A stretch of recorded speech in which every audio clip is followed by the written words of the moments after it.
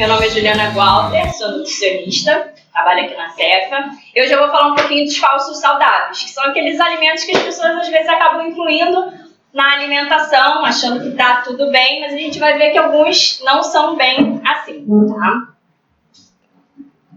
Bom, então trouxe, acho que uma das que tem mais polêmica aí, se é saudável ou não é saudável, sim ou não.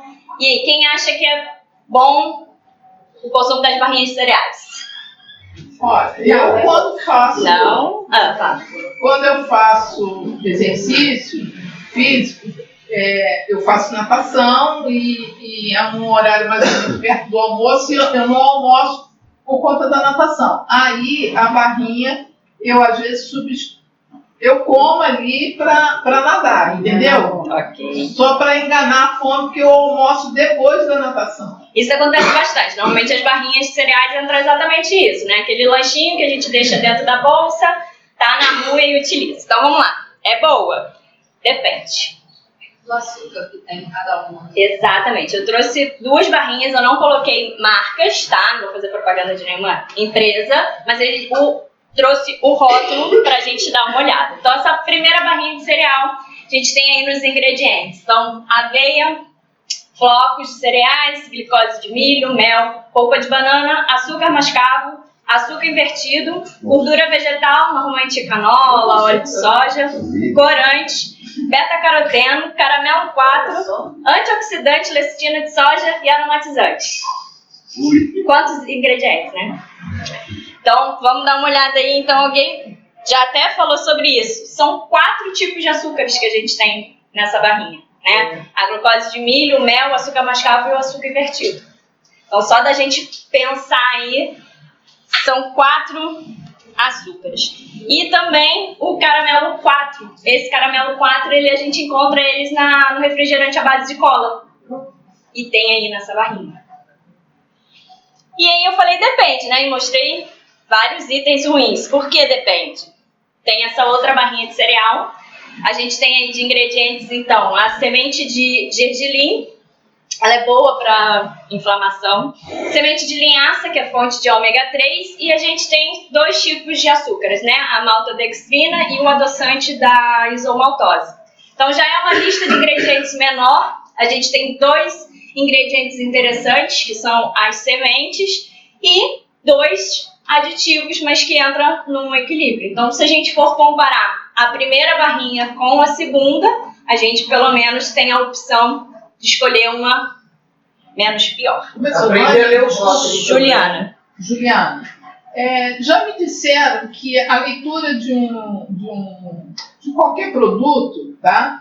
Ele vem sempre, o primeiro vem sempre o que tem mais dentro do produto. Exato. Então, se o açúcar viesse lá no final, somente o açúcar ou outro tipo de açúcar, essa barrinha também poderia ser indicada, não é? Sim. No meu caso, que faço a natação. Porque eu tenho um esforço grande para nadar, entendeu? Ainda assim, se a gente for comparar os nutrientes, você viu lá, aquela mesmo que o açúcar fosse o último ingrediente.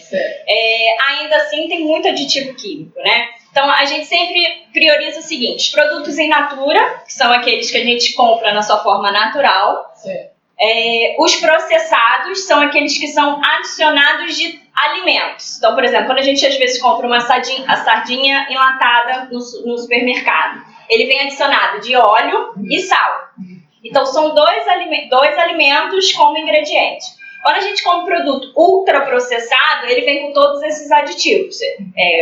Conservante, aromatizante, a gente vai mostrar bastante aqui sobre eles. Então, a gente ainda assim dá prioridade para aqueles que têm menos aditivos químicos, tá? Então, mesmo o açúcar sendo último, eu não devo comer, então. Depende, isso vai a gente ter que avaliar ao longo de todo o seu dia, o que come no café da manhã e não só pontualmente. Podia trocar uma castanha no caso. Dá para trocar com uma castanha, uma fruta, enfim, teria que avaliar ali toda, né, não é pontual numa refeição, a gente tem que ver o dia inteiro pra gente ver essa relação. Mas mesmo gastando muita energia, a gente não precisa daquilo tudo, não.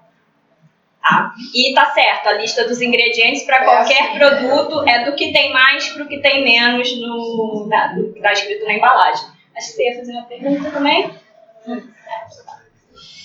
Bom, próximo é a gelatina. E aí, saudável? É bom? Eu sei que ela é campeã ali no sobremesa, o pessoal acaba deixando de comer o doce para comer a gelatina. Eu como a diet, eu não sei. Tem isso também, né? Às vezes o paciente tem diabetes, que quer diminuir o açúcar, perder peso, acaba usando a opção diet, né? Pra mim, ela tapeia, entendeu? Se eu tiver fome, é ela e a água. Uhum. Se eu tomar água, eu percebo que não é fome, entendeu? É ansiedade, alguma coisa, papapá. Aí eu vou na gelatina ou na água. Ok. Então vamos ver se ela é boa? Cuidado. Por quê? Vamos lá, vamos ler a lista de ingredientes. Então, eu peguei um exemplo de uma gelatina de morango, tá? Dessa famosa aí que quase todo mundo consome. Então, açúcar, estão seguindo a sua lógica, é o primeiro ingrediente. Gelatina, sal, vitamina C, que eles usam para estabilizar. Reguladores de acidez, então tem o citrato de sódio, o ascorbato. Aromatizante, edulcorantes são adoçantes, tá? Aspartame, ciclamato de sódio, acesulfame de potássio e sacarina sódica.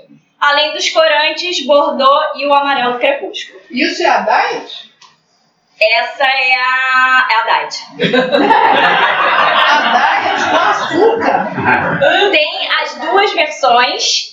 Tem a diet que é isenta, e aí entra os mesmos adoçantes e acrescido mais um, que normalmente é a sucralose. E algumas também. A gente tem que ter cuidado que, na verdade, diet não significa isenção de açúcar.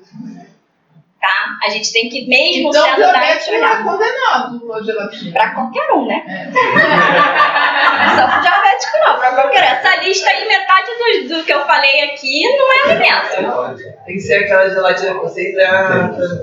Trouxe. Sugestões, né? Mas eu vou chegar lá. Então, olha só. Quantidade de adoçante. Você imagina assim, não sei se todo mundo toma um café, mas você imagina colocando 4 tipos de adoçante nesse cafezinho.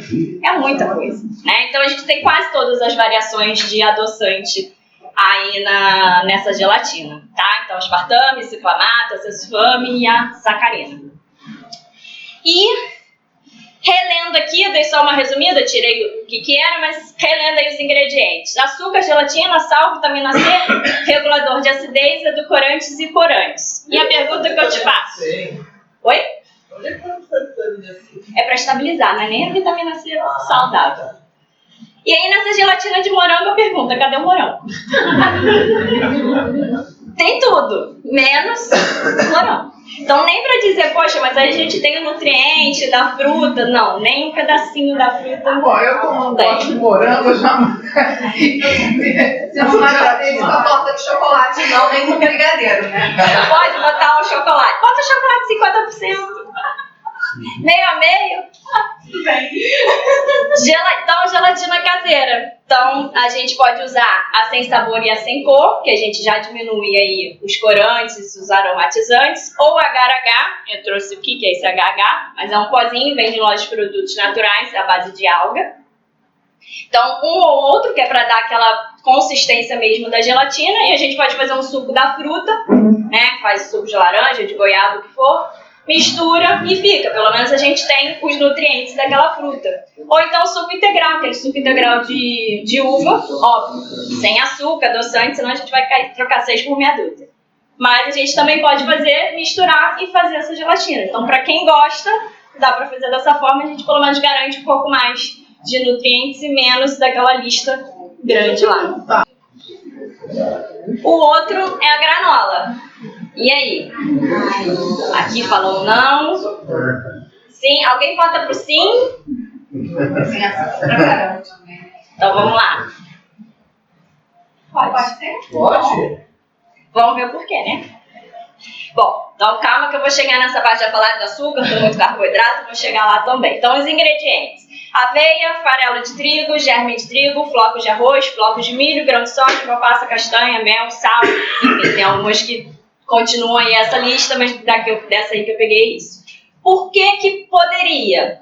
Quando eu expliquei lá os in naturas, processados e ultraprocessados, eu falei pra gente tentar fugir dos ultraprocessados. Então a gente ficar com in natura e com os processados com uma frequência menor. Aí a gente só tem alimentos.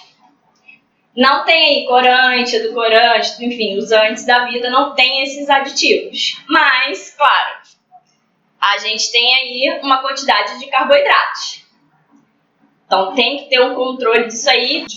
Aveia, germe de trigo, flocos de arroz, flocos de milho, grão de soja, uva passa e o mel. Todos carboidratos.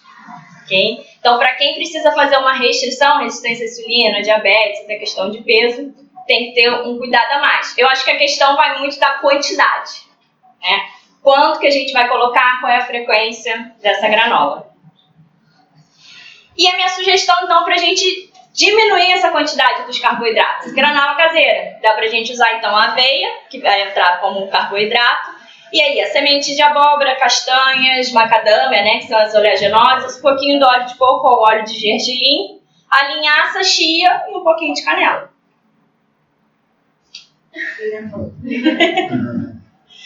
Então, dá pra gente fazer essa granola caseira e a gente já tem alimentos in natura, sem aditivos e ainda assim essa com menor carboidrato. Ok? Agora as fotos aí. E eu acho que esse aqui veio porque todo mundo acaba trocando assim, não costumo comer embutidos. Tirei o presunto, a mortadela, tô comendo peito de peru. Tinha muitas dietas que vinham, né, com isso também colocado, né, nessas revistas, óbvio. E aí eu trouxe pra gente pensar, sim ou não. A gente já viu um talvez, um não. Eu acho que não. Não. Tem alguém que come sabendo que não, mas come? Que tem esse. Vamos lá. Mais um também da lista do alerta. Tá? A nutricionista é um terror, acha que a gente vai tirar tudo, tá? Na verdade, eu tento fazer o contrário, a gente incluir. As pessoas ficam muito com medo de ir na nutricionista e falam assim, ela vai me tirar o peito de peru, vai me tirar a gelatina, vai me tirar a barrinha de cereal, acabou minha vida. Na verdade, a gente pensar o que a gente pode colocar. Eu vou colocar umas sugestões aqui, tá? Mas a gente mais pensar o que eu posso colocar no meu dia a dia para substituir isso, e o esporádico é a opção da pessoa. Eu vou ler o porquê que entrou naquele do alerta e cabe a sua escolha. Mesmo sabendo de tudo isso, eu quero de vez em quando. Exato. Mas eu acho que a questão é da rotina. O que a gente pode colocar na rotina para substituir? Então, a ideia ali da granola caseira, da gelatina caseira, tudo isso pra gente... eu gosto de comer isso todos os dias. Então, vamos colocar desta forma todos os dias e o esporádico usa outra opção. Ela fala disso, mas ser vegano também, pra quem não está acostumado, não deve ser fácil não. Isso eu correria nele. Só tem pessoas que acham legal e fazem, agora... Pra mim não dá. Sim. Mas vai, conta do peito de peru. Então, vamos lá. Lista de ingredientes do peito de peru. Então, carne de peito de peru, sal, proteína de soja, açúcar. Eu não sei vocês, mas a primeira vez que eu li, né, essa lista, ainda estava na faculdade, falei, gente, pra que botam açúcar num negócio que é salgado, né? Estabilizante, espessante, conservante, né, principalmente o eritobato de sódio e o nitrito de sódio. Então, mais uma vez, entra na lista dos ultraprocessados com bastante aditivos químicos e nitrito de sódio, que é cancerígeno. Então, ele é um dos principais responsáveis pelos cânceres de trato digestivo, né? Principalmente o de estômago. Então, é aquilo que eu falei da escolha. Às vezes a gente sabendo come, mas qual é a frequência? Não tem nenhum estudo falando de se eu comer uma fatia do peito de peru eu vou ter câncer. Tem gente que come todos os dias e tá ok, tem gente que comeu, tem. Então, vai muito disso aí. E acho que a questão das substituições. Ovo, frango desfiado, guacamole, queijo, enfim. Vai também do gosto de cada um, dá pra gente usar essas substituições. Às vezes a gente vai muito no automático, né? Todo dia eu gosto de comer pão com peito de peru. Então, mudar às vezes é complicado, né? A fase inicial, mas depois aquilo que a gente mudou vira também uma rotina, tá? Tinha muitos outros pra trazer, mas acho que esses foram os principais.